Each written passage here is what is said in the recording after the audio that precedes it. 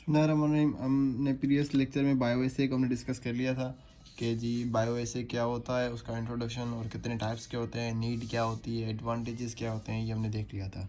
उसके बाद हमने कहा था कि बायो एसे में हम सैम्पल और स्टैंडर्ड को कंपेयर करते हैं।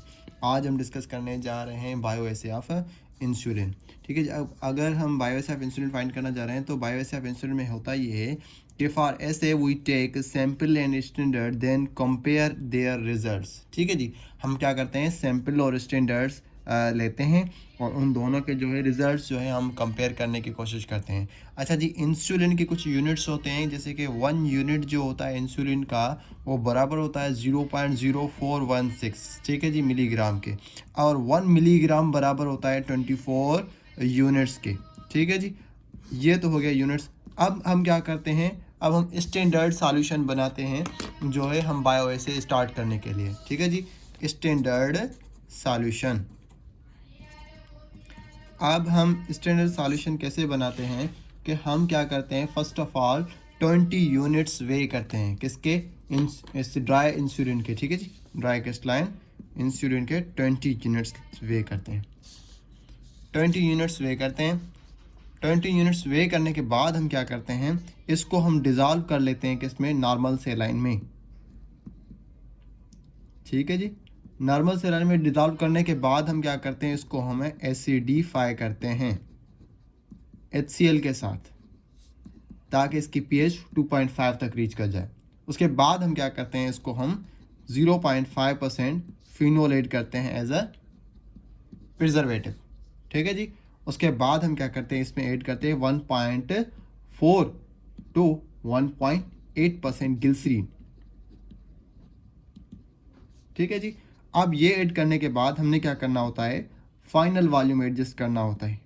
वो कितना हो, वो 20 यूनिट्स पर ml हो, मतलब 1 ml में 20 यूनिट्स ऑफ इंसुलिन आ जाए। अब ये जो सॉल्यूशन बनी है ये होती है हमारी स्टैंडर्ड सॉल्यूशन। अब इसी पैटर्न में से हमें क्या करना होता है, हमें सैम्पल सॉल्यूशन भी बनानी होती है। ठीक है जी। अब इसको हम क्या करेंगे, इसको हम 2 to 10 डिग्री सेंटीग्रेड पे तक प्लेस कर सकते हैं और इसको 6 मंथ्स तक यूज़ कर सकते हैं। ठीक है। अब हम मूव करते हैं टुवर्ड्स, अब ये तो हमारी स्टैंडर्ड सॉल्यूशन बन गई ना, अब हम मूव करते हैं टुवर्ड्स एक्सपेरिमेंट, कि भाई एक्सपेरिमेंट कैसे होता है। ठीक है जी।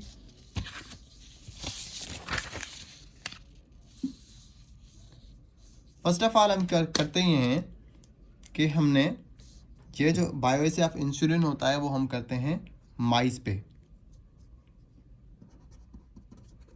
ठीक है जी, माइस पे परफॉर्म करते हैं ये। अब हमने करना ये होता है, ये जो 20 यूनिट्स हमने बनाए थे स्टैंडर्ड्स के, इसकी दो डायल्यूशंस बनानी होती हैं हमने। कौन कौन सी दो डायल्यूशन बनानी होती हैं, एक होती है 0.064 यूनिट पर ml और दूसरी होती है 0.096 यूनिट पर ml। ठीक है जी। अब ये दोनों जो सॉल्यूशन है ये सैंपल के लिए भी होगी, ये स्टैंडर्ड के लिए भी होगी, ये भी सैंपल के लिए भी होगी और स्टैंडर्ड के लिए भी होगी। ठीक है जी। इसका मतलब यह है कि 0.64 यूनिट 1 ml में, हर 1 ml में 0.64 यूनिट इंसुलिन के होने चाहिए। अब ये दो डायल्यूशंस बन गई। अब इस एक्सपेरिमेंट को स्टार्ट करने से पहले क्या करना होता है हमने, कि भाई उसका जो है माइस लेते हैं हम। ठीक है जी। कितने माइस लेते हैं, हम लेते हैं 100 माइस। 100 माइस लेके इनको 18 घंटे पहले, ठीक है ना, टेस्ट से पहले इनको फास्टिंग पे रखा जाता है 18 आवर्स। ठीक है जी, फास्टिंग पे रखा जाता है। उसके बाद इनको क्या किया जाता है कि इनका जो वेट हो ना, ये 18 से 22 ग्राम्स के अंदर अंदर हो। ठीक है, ये दोनों बातें जो हमें, और इसकी शुगर लेवल जो है मेजर की जाती है। उसके बाद हम क्या करते हैं, इन 100 माइस को डिवाइड करते हैं 4 ग्रुप्स में, 25, 25, 25 एंड 25। ठीक है जी। इन 4 ग्रुप्स में डिवाइड करके उसके बाद हम क्या करते हैं, हम इंजेक्ट करते हैं ये इंसुलिन। इंजेक्ट करके उसको हम इन माइस को हम इंक्यूबेटर में रखते हैं। एयर इंक्यूबेटर होता है, कितने टेम्परेचर पे 29 to 35 डिग्री सेंटीग्रेड पर रखते हैं। कितनी देर तक? 1.5 आवर तक।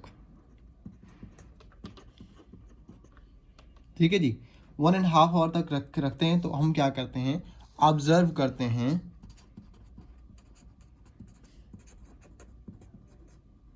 कन्वर्जेंस। अब ये क्या चीज़ है, एक्सपेरिमेंट का मतलब क्या है? अब मैं आपको एक चीज़ बताता चलूँ कि भाई इंसुलिन क्या कराती है। इंसुलिन हाइपोग्लाइसेमिक एजेंट है ना, इंसुलिन शुगर लेवल को लो कराता है।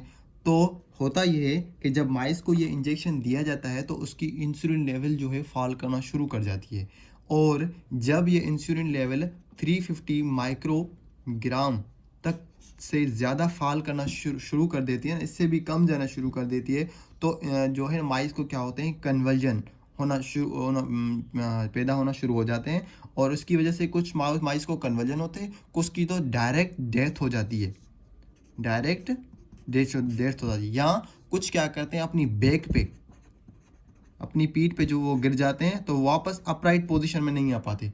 तो जो अपराइट पोजीशन में नहीं आ पाते उसको भी हम कन्वर्जन ही कंसीडर कर देते हैं कि भाई ये माइस भी कन्वर्जन में चला गया।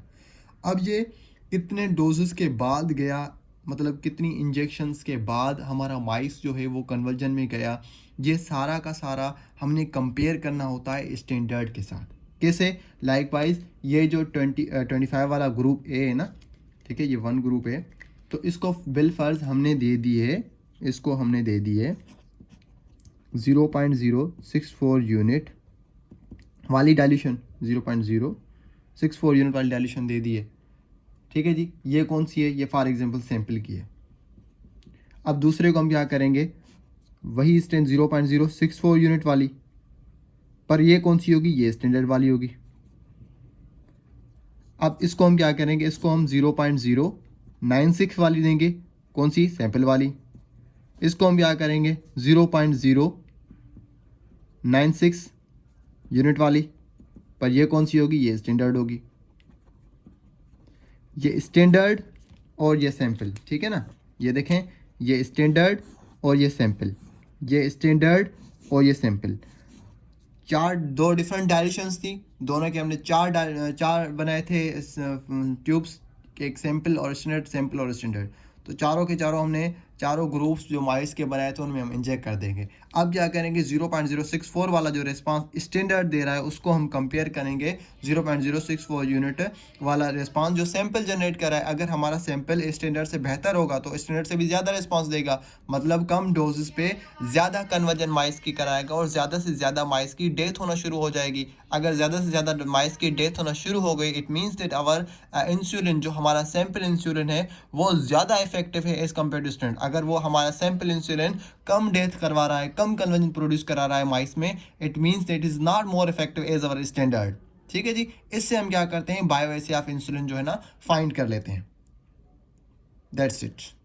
अब हमें क्या होता है, हमें करना ये होता है कि नेक्स्ट जो होता है हमने बस जस्ट मेजरमेंट करनी होती है कि पहले ग्लूकोज लेवल कितनी थी, उसके बाद हम इंजेक्ट इंजेक्ट करते हैं इन माइस के ग्रुप्स को और कंपेयर करते हैं इस वाले सैंपल को, सेम स्ट्रेंथ वाले को स्टैंडर्ड के साथ, सैंपल वाले को स्टैंडर्ड के साथ। फिर हम देखते हैं इंजेक्ट करने के बाद उसको इंक्यूबेटर में डाल देते हैं 1.5 आवर के लिए, ऑब्जर्व करते हैं कन्वर्जन प्रोड्यूस हो रहे हैं। क्यों कन्वर्जन प्रोड्यूस होते हैं? क्योंकि भाई जब 350 माइक्रोग्राम से भी कम शुगर लेवल जाती है तो माइस में कन्वर्जन प्रोड्यूस हो जाते हैं, और ये डेथ, कुछ की तो डेथ हो जाती है और कुछ अपनी अपराइट पोजीशन पे गिर जाते हैं तो वापस नहीं आ पाते, उसको भी हम इधर कन्वर्जन ही कंसीडर करते हैं।